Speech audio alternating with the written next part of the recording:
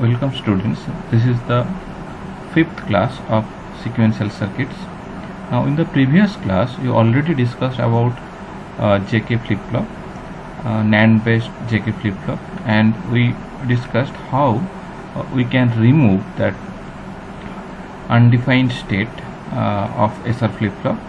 So now in JK flip-flop, that if I said J and K both are 1, then we have a toggle state, and the set and reset state, the mechanism are all same with SR flip-flop. So if this question came in your exam that describe the operation of a JK flip-flop, you have to explain every state, means no change state, then reset state, then set state and toggle state in detail. Okay. Now next circuit we will discuss about T flip-flop, which is basically developed from the circuit of JK flip-flop. If I sort the J input, so this is the J input and this is the K input. Okay. If I sort this J and K and make one input, that is called T. T stands for toggle flip-flop. Why it is called toggle flip-flop? Now if we investigate the characteristics table for this T flip-flop, and at the high level of the clock, if I set T equal to 0, there will be no change in the output. That means if the present state is 0, the next state will be 0. If I set T equal to 1, then the present state, if the present state is 0, the next state will be 1. That means there is a toggle operation is going on. Again, if I set T equal to 0 and my present output is 1, the next output will be 1. That means no change. If I set T equal to 1 and my present output is 1, then the next output will be 0. So what is the meaning of that? Means if I set T equal to 1, the output will toggle. So that is why this is called T flip-flop or toggle flip-flop. We can design many circuits using T flip-flop. We will discuss later when we discuss counter circuit. We will discuss what is the application of the T flip-flop. Now, so this is the characteristics table. Now in JK flip-flop, that means when there is a toggle state, we have to face some problem. What is that problem? This problem I will explain here. So this is the this is a circuit diagram of a JK flip-flop. Okay, so this is a circuit diagram of a JK flip-flop. Now in the toggle state, if I set J equal to 1, K equal to 1, the output Q will change the states from 0 to 1 or 1 to 0. Now let us consider that the propagation delay of these two series NAND gate as a delta T. What do you mean by propagation delay? Propagation delay means if I apply any signal at the input of this gate, in what time the signal appear at the output. Okay, so it will take some time, like to propagate through this gate, the signal will take some time. So that is called propagation delay of a single gate. Now if I connect two gates in series, then the delay will increase. So in my case, in this case of JK flip-flop, the two NAND gates are in series. That means whenever we apply J equal to 1, the output will not change immediately. It will take some time, and that time we will consider as a delta T, which is defined as the propagation delay of two NAND gate in series. Okay, this is indicated here. Now suppose take a situation that J equal to 1, K equal to 1, and at that time Qt is equal to 1. That means my present state is 1. Okay.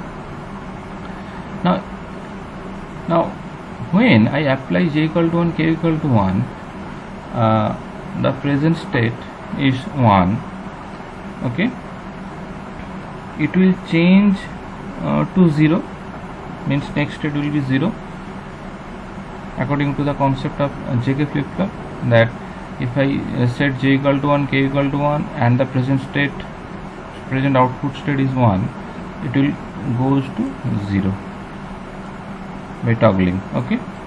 So it was 0 initial case, now it is 1,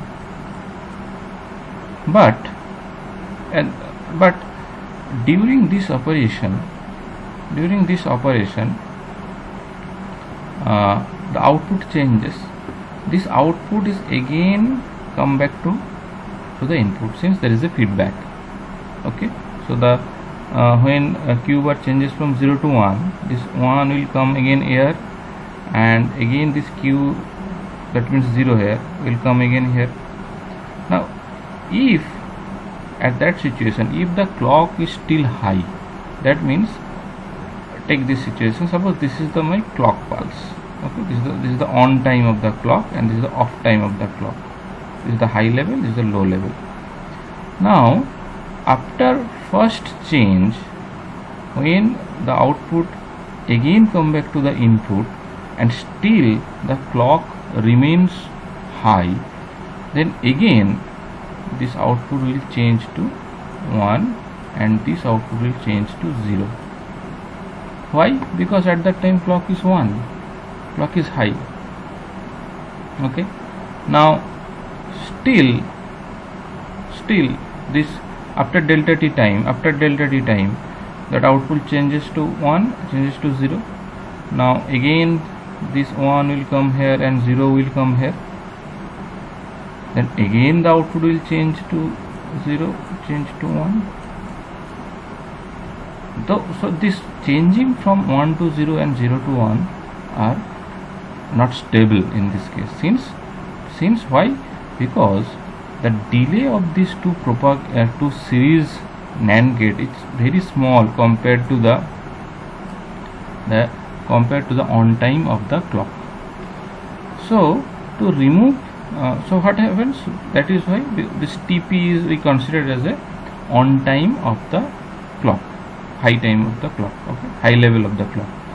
Since the TP is very greater than delta t, so in this TP duration the output Q will change number of times, okay.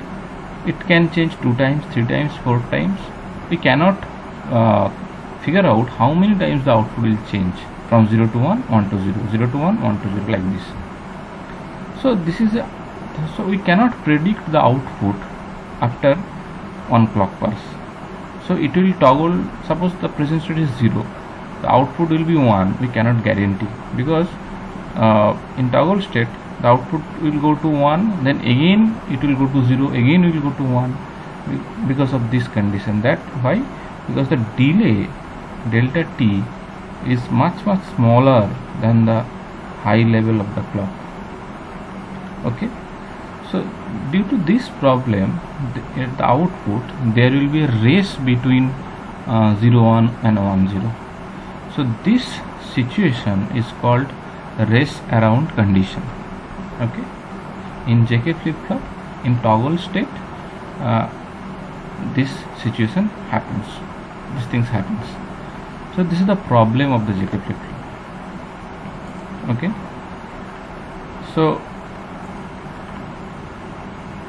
how to overcome this problem? Now if I maintain this situation, that means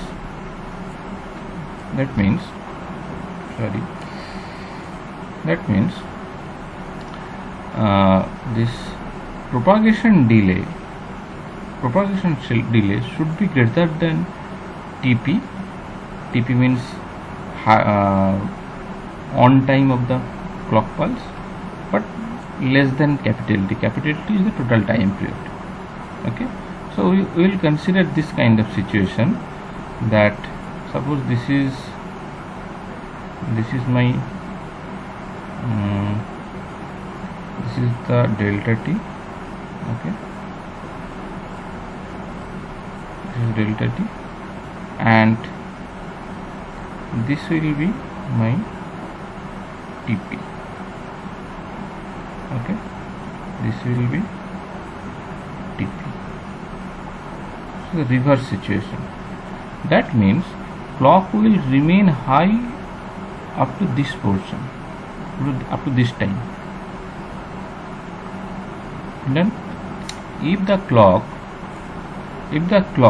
maintains, if we maintain this situation, then we can remove the rest around condition. How? Let's see.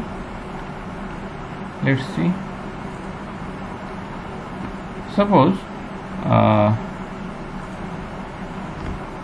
I said j equal to 1, k equal to 1, and the delay is very greater than this, delta t is much greater than TP now.